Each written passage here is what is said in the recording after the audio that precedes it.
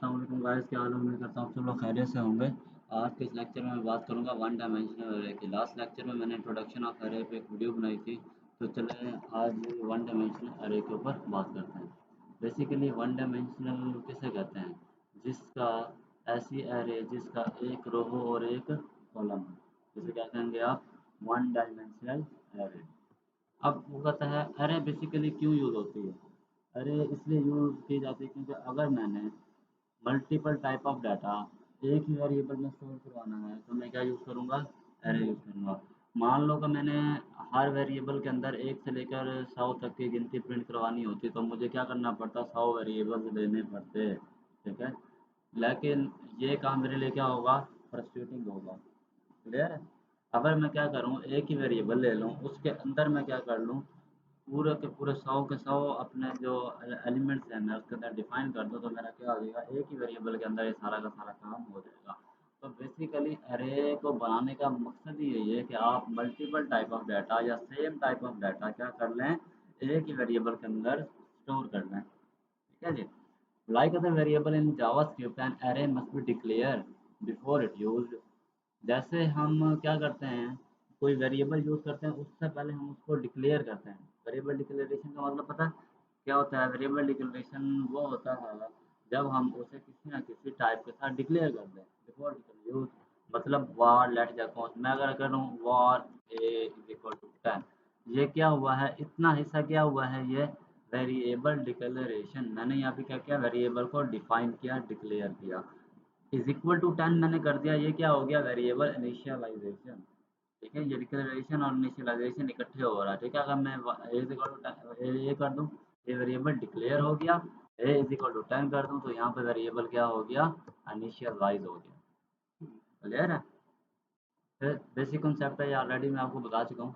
अच्छा, defining the name of array and it's total number of elements is called declaring of array. मतलब array को आप define करो और उसके total number of elements define कर दो तो वो क्या कहलाएगी? आपके डिक्लेयरिंग ऑफ एरे।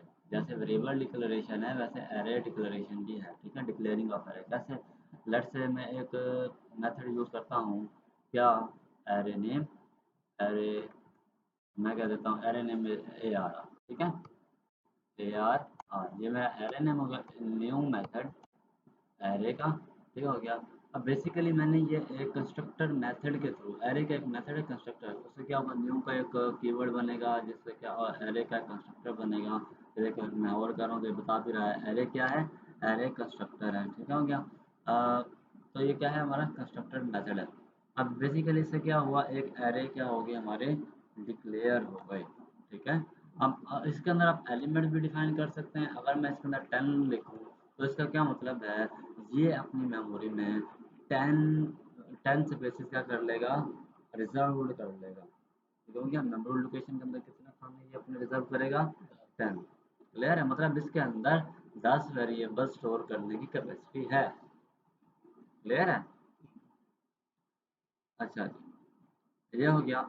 एलिमेंट्स का समझ आ गया। ये मैंने जो 10 लिखा है ये क्या बता रहा है इसे कि इसके अंदर इतने एलिमेंट्स स्टोर होंगे। When an array is declared, a memory block with the required number of consecutive memory location is reserved। अभी मैंने ये बात बताई है इन अ कंप्यूटर मेमोरी। चलें मैं दोबारा आपको इसको क्लियर करता हूँ। यहाँ लिखता हूँ ये। अब होगा क्या? जैसे ही एरे बनेगी तो एक मेमोरी बन जानी है। कंप्यूटर की मेमोरी कैसे होती है? ऐसे होती है। ठीक है।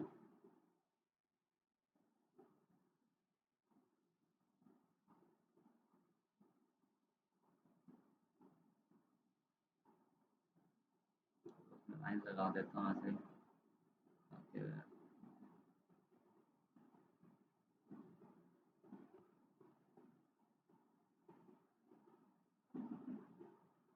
बेसिकली ये मेमोरी होती है ऐसी। ठीक है, पीछे।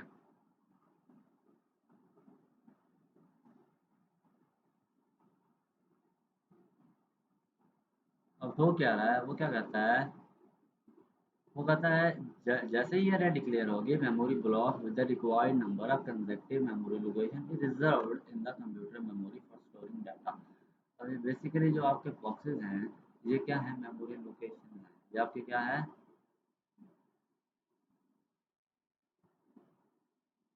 ये आपकी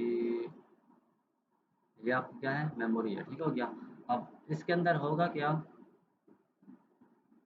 ये आपकी क्या आ गई, मेमोरी। जैसे ही मैंने ये एरे अभी डिक्लेयर की थी, क्या array is equal to new array of 10।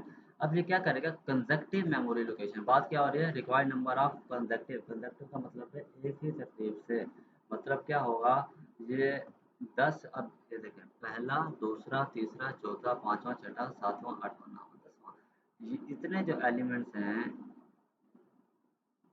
ये वाले, ठीक है, एक ही तरतीब के अंदर वो क्या कर लेगा, रिजर्व्ड कर लेगा, ठीक है, रिजर्व का मतलब होगा बुक कर लेगा, ठीक हो गया। अब जैसे ही मैं इसके अंदर कोई किसी भी पॉइंट पर मैं इसे वैल्यू असाइन करूंगा, तो उसी इंडेक्स के ऊपर आके स्टोर हो जाएगी। अब ये क्या होगा इसके लिए, 0, 1, 2, 3, 4, अप टू सॉन 5, 6, 7, 8, 9। उसका इंडेक्स हमेशा कहाँ से स्टार्ट होती है, 0 से स्टार्ट होती है, तो उसने कहाँ तक जाना है, 9 तक जाना। क्लियर है। अच्छा जी, in this in JavaScript the new operator is used to create an array, ठीक हो गया। वैसे ये हमारा है, मल्टीपल मेथड है एरे को डिक्लेयर करने को, वो मैं भी आपको बताऊंगा, ठीक है, न्यू कीवर्ड भी यूज होता है, वो मैंने आपको करके दिखाया है। Actually this operator use to create a new object, क्या करेगा, एक न्यू ऑब्जेक्ट बनाएगा, फिर एक कंस्ट्रक्टर, एरे का कंस्ट्रक्टर बनेगा, उसके अंदर आपने साइज देना, तो आपकी क्या होगी, array. JavaScript consider a array to be an object data type. अब ऑब्जेक्ट डाटा टाइप यहाँ जावास्क्रिप्ट कंसीडर क्या करती है, एरे को एन ऑब्जेक्ट डाटा टाइप, ठीक है, लेकिन सी प्लस प्लस एरे में क्या करती थी, same type of data store करती थी, लेकिन जावास्क्रिप्ट ने ऑब्जेक्ट डाटा टाइप को कंसीडर किया, क्यों, क्योंकि ऑब्जेक्ट स्टोर कर सकता है मल्टीपल टाइप ऑफ डाटा, उसके अंदर आप स्ट्रिंग भी स्टोर कर सकते हैं, उसके अंदर नंबर भी स्टोर कर सकते हैं। तो इससे क्या साबित हुआ कि जावास्क्रिप्ट के एरे के अंदर आप स्ट्रिंग भी स्टोर कर सकते हैं, नंबर भी स्टोर कर सकते हैं, each and everything, true store करें, फास्ट स्टोर करें, मतलब बूलियन वैल्यू भी स्टोर कर सकते हैं एक ही वेरिएबल के अंदर, एक ही एरे के अंदर। An array can be declared using the following method. अब मल्टीपल मेथड मैंने यहाँ पे बताए हैं। पहला मेथड यही है, कंस्ट्रक्टर वाला, array name is equal to new array और अंदर साइज, ठीक है। अगर हम साइज डाल देंगे तो क्या होगा, अभी मैंने आपको ये बताया क्या हुआ इससे, इससे एक 10 एलिमेंट्स को स्टोर करने की हमारे पास एक एरे बन गई है, ठीक हो गया। क्लियर है यहाँ से बात। अगर मैं, चलो क्या होगा, अगर मैं एरे ऑफ 11, या मैं इसके अंदर 10 कर सकता हूँ, क्योंकि 0 टू 9 तक चलेगी ना, मैं 11 कर देता हूँ, ठीक है। 11 इज इक्वल टू 4, ठीक है, array of 11 is equal to 4। क्या होगा अब जब मैं कंसोल डॉट लॉग क्या करवा दूँ, आर आर एरे, कंसोल ना करो, आप अलर्ट करवा लें ताकि आपको स्क्रीन पे ही आउटपुट नज़र आ जाए, ठीक है। Save the moment when I refresh this, एक उसने 11वीं इंडेक्स खुद से बना दिया, ठीक है, और देखें, अब उसने क्या किया है, ये रिजर्व्ड मेमोरी लोकेशन उसने कर दी, जैसे मैंने साइज दिया था, उसने उसने रिजर्व कर दिया है। और देन जब मैंने उसे कहा है कि भाई 11वीं इंडेक्स के ऊपर आपने 4 नंबर डालना है, तो उसने 11वीं ही इंडेक्स पे डाला है, पहली इंडेक्स पे नहीं डाला। तो इस मेथड को यूज़ करने का नुकसान क्या है, ये नुकसान है कि ये पहले एलिमेंट्स, पहले मेमोरी लोकेशन को क्या कर लेता है, रिजर्व्ड कर लेता है, देख रहे हो। देखिए, एक एक दो तीन चार पाँच छः सात आठ नौ 10, गालबन 10 कॉमे आ रहे हैं, मतलब है इसके अंदर 10 बॉक्सेस ऐसे इसने क्या कर लिए हैं, रिजर्व कर लिए हैं। जैसे ही मैं यहाँ पे आपको एक एरे ऑफ 1 करता हूँ, यहाँ पर array of 1 is equal to 2, ठीक है, मैं इसे सेव करता हूँ, और द मोमेंट मैंने रिफ्रेश दिस, तो अब 1 मतलब दूसरी जगह, पहला 0 इंडेक्स उसने खाली छोड़ दिया, और 1 इंडेक्स पे उसने 2 रख दिया, फिर सारे इंडेक्स खाली छोड़े, और लास्ट पे 11 पे क्या कर दिया, 2 रख दिया। तो मतलब इसने बाकी जो साइज हमने डिफाइन किया, तो इसमें क्या हुआ, उसने उतने कंजक्टिव मेमोरी लोकेशन क्या कर लिए, रिजर्व कर लिए, और जिस जिस इंडेक्स के ऊपर मैं जो जो वैल्यू रख रहा हूँ, सिर्फ उसी इंडेक्स पे वो वैल्यू जाती है, बाकी इंडेक्सेस क्या होती है हमारी, नल जा रही है, ठीक है, क्योंकि उसने मेमोरी आपकी रिजर्व कर लिया। हुआ क्या, इस पहले इंडेक्स पे क्या हुआ आपका, पहले इंडेक्स पे 0 1, इसके ऊपर आपका क्या आ गया था, 2, यहाँ पे 2 आके स्टोर हुआ, फिर 11 इंडेक्स के ऊपर यहाँ पे क्या आके स्टोर हुआ, लेट्स से क्या वैल्यू दी थी हमने, 10 दी थी, जो भी दी थी, ठीक हो गया, वो यहाँ पे स्टोर हो गई। बाकी ये वाली उसने कंसोल प्रिंट पूरी करवाई थी, ये वाली सारी वैल्यूज क्या आ गई थी, खाली आ गई। क्लियर है मेरी बात? अच्छा जी। अब दूसरा मेथड हमारा क्या है, दूसरा मेथड है हमारा in this array is declare without specifying size. Message यही है, अगर हम साइज को ना डिक्लेयर डिफाइन करें तो क्या होगा। तो ये मेरे ख्याल में एक बेस्ट अप्रोच है। देखें, अगर मैं इस साइज को डिक्लेयर नहीं करता, अगर मैं साइज़ को डिक्लेयर नहीं करता तो क्या होगा, तो एरे खुद ब खुद जितने मैं एलिमेंट्स इसके अंदर डिफाइन करूँगा उतने ही एलिमेंट्स की जगह बनाएंगे। क्लियर है? इसे मैं सेव करता हूँ और the moment I refresh this page, ये देखें। क्लियर है? अब अगर मैं इसे एरे को खाली प्रिंट करवाऊंगा तो आपको देखने को मिलेगा कि ये खाली एरे में डिफाइन करने से इस जगह कोई भी रिजर्व नहीं करेगा। देख रहे हो, खाली एरे। क्लियर है?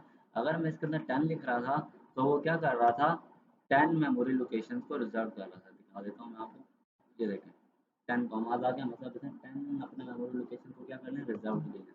अब इसके अंदर मैं ये खासियत है कि अगर मैं एरे ऑफ जीरो करूँगा, एरे ऑफ जीरो करके मैं इसके अंदर वैल्यू कोई देता हूँ वन, एरे ऑफ वन करके मैं इसमें कोई वैल्यू देता हूँ टू, और एरे प्रिंट कराऊंगा तो ये सिर्फ, अगर मैं ये 10 हटा दूँ तो क्या होगा, तो सिर्फ ये दो एलिमेंट्स की ही जगह मतलब रिजर्व करेगा। देखें, ये देखें।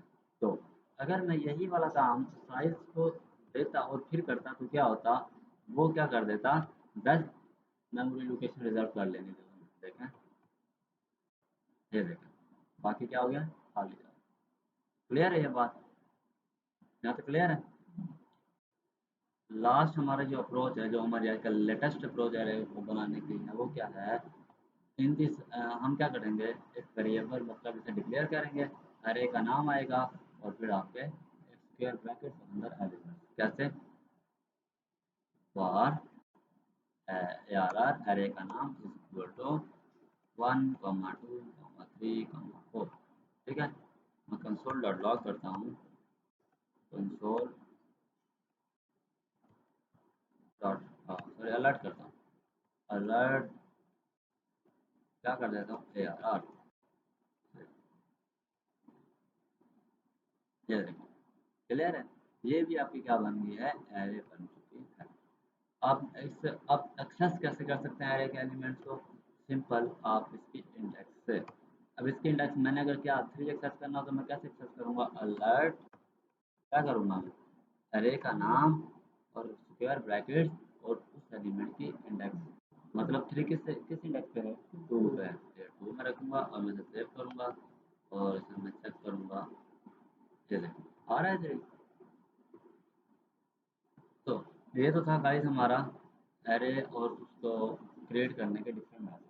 नेक्स्ट लेक्चर में बात करूँगा हम कैसे इसको एक्सेस कर सकते हैं और भी बेहतर